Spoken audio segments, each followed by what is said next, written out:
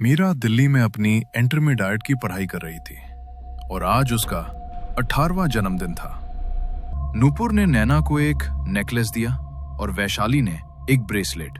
रिहान, अंदर आओ। नैना के कहते ही नैना का असिस्टेंट रिहान कमरे में आया। नैना ने उस पर से कपड़ा हटाया तो वो एक विंटेज मिरर था जिसका फ्रेम ब्लैक था और उस पर अलग ही तरह की नक्काशी की गई थी। मीरा और उसकी सहेली आईने को गौर से देखने लगी। उसमें उनको उनकी शक्ल बहुत ही खूबसूरत लग रही थी। ये तीनों भी अब चेंज करके बेड पर चली गई थी। मीरा और नुपुर को नींद आ गई थी, लेकिन वैशाली आईने के सामने जाकर खुद को निहार रही थी। हे भगवान, तूने मुझे सांवला रंग क्यों दिया? आज तक किसी भी लड़के ने प्रपोज नहीं किया। कितना बुरा महसूस होता है। उसने अपनी आंखें बंद की और गहरी नींद में चली गई। कुछ देर बाद उसने खुद को एक सुनसान जगह पर खड़े पाया और एक पेड़ के सहारे वही आईना रखा नजर आया। अरे, ये मैं कहाँ आ गई? तो उसे आईने में एक लड़की खड़ी नजर आई। वैशाली, अगर तुम गोरी होना चाहती हो तो तुम्हारी ख्वाहिश पूरी हो सकती है। सुबह होने से पहले अपने बालों की एक लट काट कर उसे मुट्ठी में रखकर आईने में देखते हुए अपनी इच्छा मांगना और फिर अपने उन बालों की लट को आईने के ऊपर बने छेद में डाल देना। अगली रात होने से पहले तुम्हारी ख्वाहिश पूरी हो जाएगी। आज सभी वैशाली को हैरानी से देख रहे थे और कई लड़कों के दिल की धड़कनें बढ़ गई थी। करीब 15 दिनों तक सब कुछ बहुत अच्छा चला।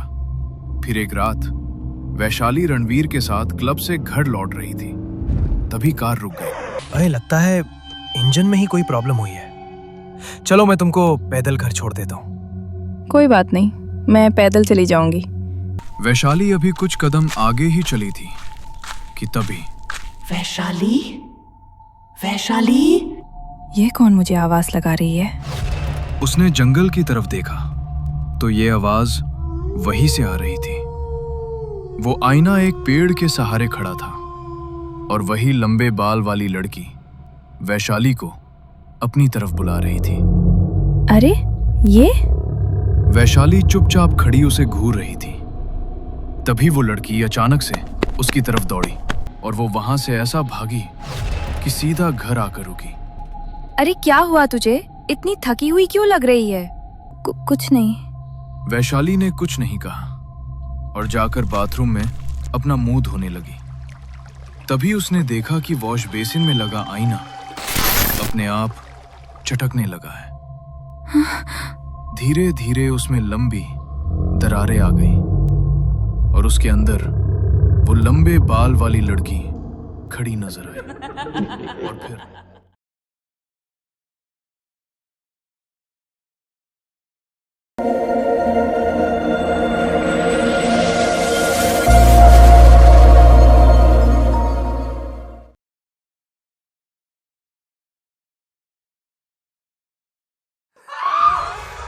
वैशाली, क्या हुआ? वैशाली, क्या हुआ? मीरा और नुपुर अंदर पहुंची तो सामने बिखरा आईना देखकर हैरान रह गई। वैशाली, ये कैसे हुआ? वैशाली ने दोनों की तरफ देखा और जोरों से हंसी और फिर तेजी से बाहर भाग निकली। अरे, कहाँ जा रही है? ये दोनों वैशाली के पीछे घर से बाहर निकल गार्डन में पहुंची तो इन्होंने अपनी आंखों के सामने बहुत ही खौफनाक मंजर देखा। वैशाली अपने नाखूनों से पेड़ को खरोच रही थी और वो खरोच इतनी तेज थी कि उसके नाखून भी टूट गए थे और 10 की 10 उंगलियों से खून रिसने लगा था। वैशाली, छोड़ उसे। क्या कर रही है?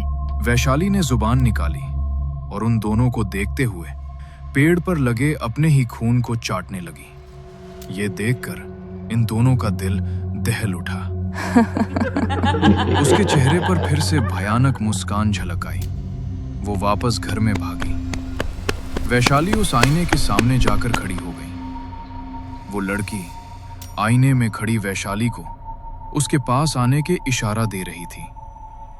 वैशाली की आंखों में आंसू थे, लेकिन उसके कदम उसका कहना नहीं मान रहे थे। वो धीरे धीरे आईने की तरफ ही बढ़ रही थी। तभी धड़ाम से दरवाजा खुला और ये दोनों वहां पहुंची तो घर में वैशाली नहीं थी। ये कहाँ चली गई? तभी इन दोनों को भयानक हंसी सुनाई दी। इन्होंने देखा कि आईने में वही लड़की खड़ी हंस रही है और उसके ठीक पीछे ही वैशाली बेहोश पड़ी है। ओह माय गॉड! अब इन दोनों के डर का कोई ठिकाना नहीं था। वो लड़की तभी आईने से बाहर आ गई और इनकी तरफ भागी। मीरा, भाग! तभी मीरा अपने आप ही हवा में उड़कर खिड़की से बाहर जा गिरी और उस लड़की ने नुपुर के बाल पकड़ लिए और उसे आईने की तरफ घसीटने लगी। इधर नैना और रेहान प्रोफेसर जयदेव की गाड़ी में थे। सर, आप हमें कहाँ ले जा रहे हैं? कुछ बताइए तो सही। तुमने पिछले महीने प्रतापपुर के जंगल में जो खुदाई करके पुरानी चीजें जुटाई थी, इस पर वहां के लोग ऐतराज कर रहे हैं। कैसा एतराज? वो कह रहे हैं कि उस तहखाने से चीजें निकालकर तुमने ठीक नहीं किया। वहां के मुखिया ने हमें बुलाया है और हम वहीं बात करने जा रहे हैं। करीब 1 घंटे के सफर के बाद ये तीनों प्रतापपुर गांव में पहुंचे और वहां इनकी मुलाकात मुखिया और गांव के एक मांत्रिक से हुई। मुखिया जी, बताइए क्या बात है? मैं इन दोनों को ले आया। तुमको खुदाई से पहले एक बार तो मुझसे पूछना तो चाहिए था ना कि जहां की खुदाई कर रहे हो वहां असल में था क्या? देखिए, हम तो बस अपना काम कर रहे थे। हमें ये नहीं पता था कि आपके गांव का उस जगह से कोई ताल्लुक है। 4 साल पहले हमारे गांव के जंगल में एक बूढ़ी रहा करती थी जो शैतान की पुजारन थी। वो अपने काले तंत्र के जरिए लोगों की परेशानी दूर किया करती थी। कहना था कि उसे शैतानी दुनिया के देव से एक आईना मिला था जो बहुत शक्तिशाली था। वो उस आईने के सामने बैठकर ही अपनी हर तंत्र विद्या को अंजाम देती थी। हे भगवान! उस समय गांव की एक लड़की मोहिनी एक लड़के परेश से प्यार करती थी। वो दोनों शादी करने वाले थे, लेकिन एक दिन परेश की एक दुर्घटना में मौत हो गई। परेश! मोहिनी पर मानो दुखों का पहाड़ टूट पड़ा था। वो परेश की लाश को लेकर उस बूढ़ी जादूगरनी के पास पहुंची। मेरे परेश को मुझे वापस लौटा दो। मैं उसके बिना नहीं रह सकती। मिल सकता है, लेकिन उसके लिए तुमको बहुत मेहनत करनी पड़ेगी। तुझे 10 जवान लड़कियों की आत्माओं का दान देना होगा। दे पाएगी? वो कैसे? तुझे किसी भी 20 वर्ष से ऊपर की आयु की स्त्री के बाल लेकर यहाँ आना होगा और इस आईने में जो छेद है उसके अंदर उन बालों को डालना होगा। उसके बाद 15 दिनों के भीतर ये आईना उस स्त्री को अपने अंदर खींच लेगा और जब इसी तरह 10 स्त्रियां इसमें समा जाएंगी तो काली दुनिया के देव उनकी आत्माओं को अपनी दुनिया में ले जाएंगे और फिर तेरे परेश को जीवित कर देंगे। मैं करूंगी। लेकिन उसके बदले मुझे तू क्या देगी?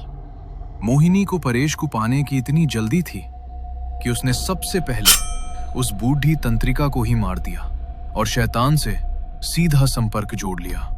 काली दुनिया के देव, मुझे एक ऐसी शक्ति दीजिए जिससे कि मैं किसी भी इंसान की एक ख्वाहिश पूरी कर सकूं। ठीक है, मैंने तुमको वरदान दिया। तुम किसी भी इंसान की एक ख्वाहिश पूरी कर सकती हो। मोहिनी के दिमाग में बहुत बड़ी साजिश चल रही थी। अब मैं गांव की लड़कियों को उनकी ख्वाहिश पूरी करने का लालच दूंगी और फिर वो अपने हाथों से आईने के सामने आकर अपने बालों को आईने पर लगे छेद में डालेंगी और फिर 10 स्त्रियों समर्पण के बाद मेरा परेश जिंदा हो जाएगा। वो किसी लड़की को अपना शिकार बनाती उससे पहले ही गांव के लोगों को ये बात पता चल गई और वो उसे मारने के इरादे से उसके घर को पहुंचे। लेकिन जब वो घर में दाखिल हुए तो घर में वो नहीं थी। सिर्फ वो आईना और एक ताबूत वहां रखा था। इसका क्या मतलब था? इसका मतलब ये था कि वो अपनी तंत्र विद्या का इस्तेमाल करके आईने में समा गई थी। ऐसे में मांत्रिक जी ने कहा कि अगर कोई इस आईने के सामने जाएगा और काफी देर तक इसको देखता रहेगा तो वो आईने से बाहर आ जाएगी। इसलिए इस आईने और ताबूत को तहखाने में रखवाकर बंद करवाना ही सही होगा। हमने ऐसा ही किया और फिर उसका घर भी गिरवा दिया गया था, जिससे ये तहखाना मलबे में ही दबकर रह गया था। ये सुनकर नैना और रिहान के पैरों तले जमीन निकल गई। ओह माय गॉड, वो आईना तो मीरा के घर है। कहीं उसे कुछ हो ना गया हो।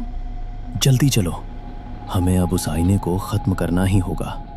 अब ये सभी कार में बैठकर मीरा के घर के लिए निकल गए।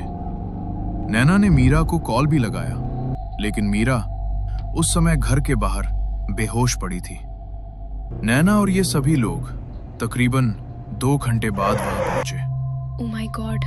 नैना मीरा को बेहोश देखकर हैरान रह गई और उसे होश में लाई। नैना दीदी, तुम ठीक हो? हाँ, मैं ठीक हूँ, लेकिन नुपुर और वैशाली क्या हुआ उनको? अब मीरा ने उन दोनों के बारे में शुरू से लेकर अब तक की सारी बात कह डाली। इसका मतलब है मोहिनी ने नुपुर और वैशाली की ख्वाहिश पूरी करके उनको अपने जाल में फंसा लिया। कौन मोहिनी? वो आईना अभी कहाँ है? वो मेरे रूम में ही रखा है। ये सभी अब मीरा के साथ उसके कमरे में गए तो वो आईना अब एकदम सामान्य दिख रहा था। हमें इसे अभी उसी तहखाने में पहुंचाना होगा। लेकिन नुपुर और वैशाली कहाँ हैं दीदी? बेटा, वो शायद तुमको अब कभी नहीं मिल पाएंगी। ये सुनकर मीरा की आंखों में आंसू बह निकले। मांत्रिक ने आईने के ऊपर काला कपड़ा डाला और उसे अच्छे से बांध दिया। उसके बाद उसे गाड़ी में रखकर ये सभी प्रतापपुर के जंगल की तरफ निकल गए। दीदी, हम कहाँ जा रहे हैं? कहीं नहीं बेटा, भगवान से प्रे करो कि सब ठीक हो जाए। 2 घंटे के सफर के बाद ये जंगल पहुंचे। आईने को फिर से उसी जगह रखा गया। इन्होंने तहखाने से वो ताबूत बाहर जंगल में निकलवा लिया और फिर मांत्रिक ने रिहान से कुछ कहा। उसके बाद मांत्रिक मुखिया के साथ तहखाने में गया और आईने के सामने खड़े होकर उसने रिचुअल शुरू किया। वो बीच में खड़ा हुआ एक किताब में देखते हुए मंत्र उच्चारण कर रहा था और उसके आजू बाजू खड़े 2 शिष्य भी उन्हीं मंत्रों को दोहरा रहे थे। तभी आईने के अंदर मोहिनी खड़ी नजर आई। उसे देखकर मीरा घबरा गई। उसे कोई भी देखना नहीं। सभी तीनों मंत्रों को पढ़ते रहे और मांत्रिक बार बार अपने हाथ में पकड़ी छिड़कदानी से गंगा जल आईने पर छिड़क रहा था, जिसके प्रभाव से आईने में खड़ी मोहिनी बराबर चींख रही थी। तभी मांत्रिक के एक शिष्य ने उसे देख लिया और उसके देखते ही वो भयानक अंदाज में मुस्कुराई। उसने आईने के अंदर खड़े खड़े ही अपने हाथ के महज इशारे से शिष्य की गर्दन पकड़ ली। इस तरफ रेहान और नैना ताबूत के सामने खड़े थे। रेहान ने कार से पेट्रोल निकालकर ताबूत में रखे कंकाल पर छिड़का। इसे जल्दी से जलाओ। और फिर रेहान ने जैसे ही तीली जलाई तो अचानक से हवा का तेज झोंका आया। शिट! और माचिस उड़कर झाड़ियों में जा गिरी। अब मांत्रिक का शिष्य हवा में झूल रहा था। तभी छत पर चल रहे पंखे से उसकी गर्दन कटकर मुखिया के पैरों में आ गिरी। हे भगवान! ऐसे में बाबा के दूसरे शिष्य की नजर भी आईने पर पड़ी। तभी एक कुर्सी अपने आप उड़ती हुई आई और जोरों से दूसरे शिष्य की कमर पर लगी। वो हवा में उठ गया और उसके हाथ और पैर बुरी तरह से अपने आप मुड़ तो गए। दूसरे शिष्य के मर जाने से मांत्रिक के चेहरे पर भी अब डर पनपने लगा था। मीरा और मुखिया भी बहुत डर गए थे। इधर रिहान ने माचिस ढूंढ ली थी। जल्दी करो रिहान। रिहान ने माचिस जलाई और तेजी से ताबूत के अंदर फेंक दी और तभी ताबूत में रखी लाश में आग लग गई। अंदर मोहिनी ने अपनी ताकत का पूरा जोर लगाया और कोने में रखी कबर्ड अपने आप हवा में उछने लगी। मांत्रिक अभी भी मंत्रों को पढ़े जा रहा था। तभी मोहिनी ने अपना एक पैर निकाला और फिर दूसरा निकाला, लेकिन मांत्रिक ने अभी भी अपनी नजरें उससे नहीं मिलाई थी। कबर्ड उड़ती हुई आई और मांत्रिक को हिट किया। मांत्रिक जी। मोहिनी अब बाबा की तरफ ही बढ़ रही थी।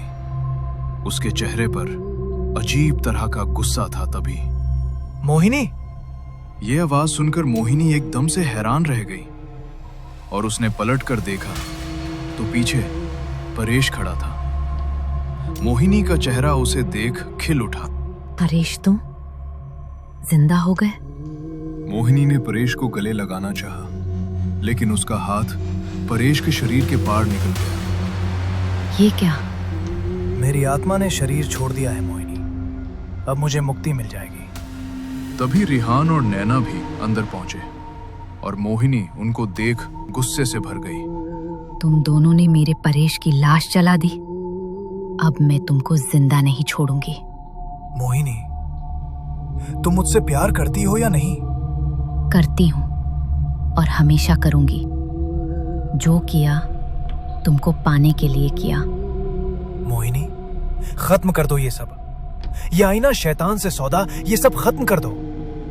मुझे ऐसी जिंदगी मिल भी जाती तो हमेशा खुद को कोसता रहता कि दूसरों की आत्मा को शैतान को सौंप कर ये जिंदगी मिली, इससे तो मौत अच्छी। ये सुनकर मोहिनी की आंखों में आंसू आ गए। उसने आईने की तरफ अपनी उंगली पॉइंट की। तभी एक आवाज आईने से बाहर गूंजी। नहीं मोहिनी, अगर तुमने ऐसा किया तो तुम्हारी जान चली जाएगी। ये सुनकर सभी हैरान रह गए। मुझे मंजूर है। और मोहिनी की उंगली से बिजली निकली, जिससे वो आईना हिलने लगा। उसके अंदर अंधेरा छा गया और तेज हवा निकलने लगी। ये क्या हो रहा है? तभी उसके अंदर से हवा के झोंके के साथ नुपुर और वैशाली निकलकर बाहर आ गिरी। उन्हें देखकर मीरा का चेहरा खिल उठा।